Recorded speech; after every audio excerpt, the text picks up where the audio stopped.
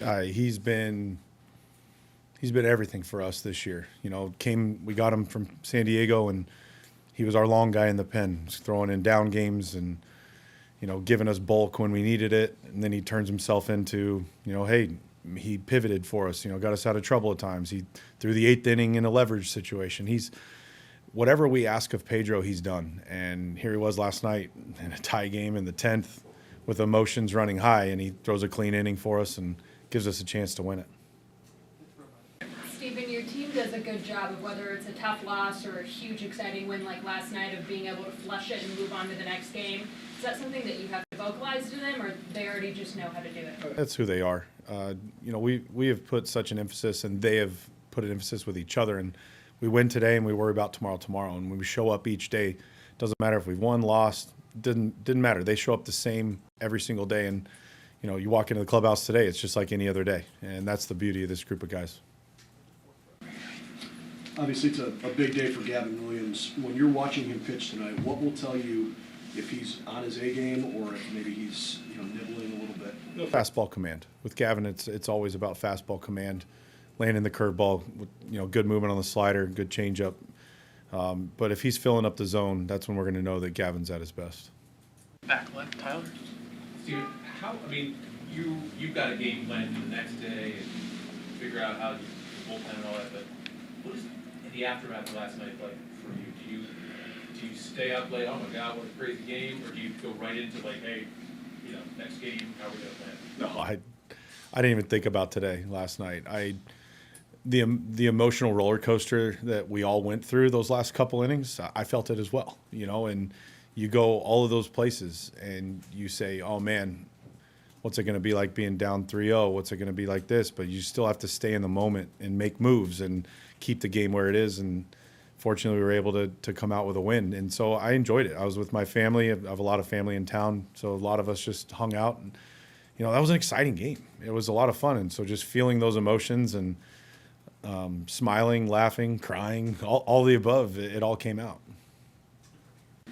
How can the emotions of a win like last night carry into the rest of the series into a game like tonight? I don't know if it carries. I think what it is it's just a reminder for our guys that this is who we are. We don't give up. We keep fighting. Even when we get punched in the teeth, we punch right back. And that's who we've been all year. That's how this team has played all year long. And it's in our DNA. And I think for us, it's just a reminder of we can win that game. We can win any game. And I think for our guys, it was just that's what's going to be helping carry forward. Steve, you say a long night, obviously, with emotions. Do you recall about when you fell asleep last night, this morning? I don't. It was probably like 2 o'clock, something like that. So I got enough sleep. With it being your first year as a manager, just taking this all in, just how is that different as a player to now as a manager? I think it's similar. You wear each game the same as I did as a player. It's just that there's more stuff to worry about now, or more stuff that I have to think through. Whereas as a player, you think, okay, this is what happened in the game. This is what I need to do tomorrow to get myself better so that I can be better for my teammates. And then you go to sleep. But for me, it's all right. We got 26 guys. We got 19 coaches.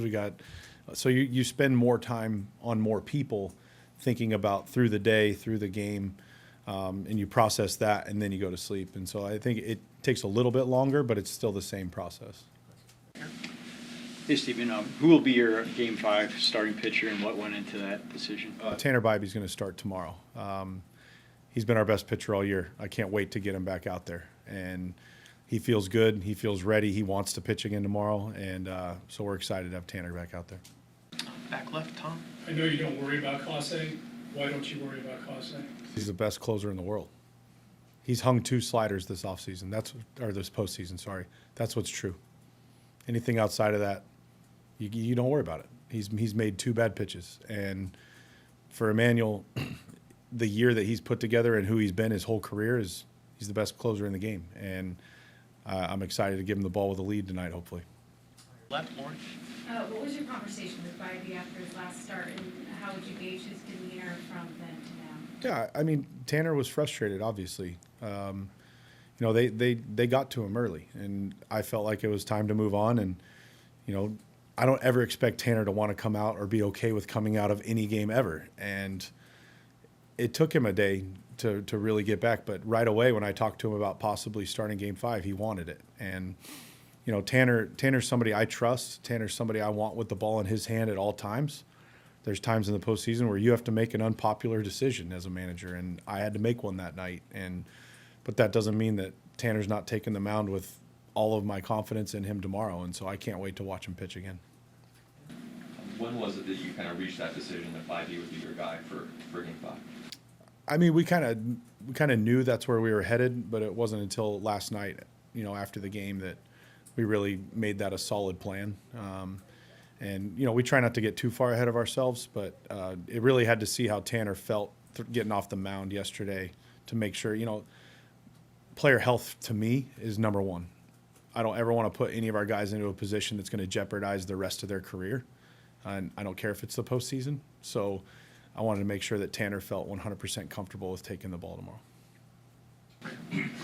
And you're facing Luis Gil tonight. He was one of the Yankees' best pitchers all year, but struggled the last couple of starts, and then hasn't pitched obviously in like 2 weeks. What are you expecting out of him? Really good stuff. I expect him to step up and be really good. We got our work cut out for us. We have to have good at bats. We have to, you know, get him in the zone, and we got to hit him hard.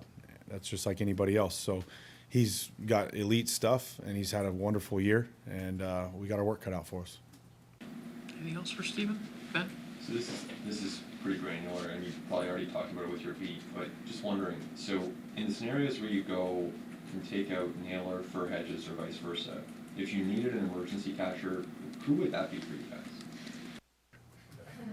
I mean, David Fry can catch. So we have a number of people, you know, Schneeman has caught before. You know, we talk about those things, but we don't want to talk about it until we have to. But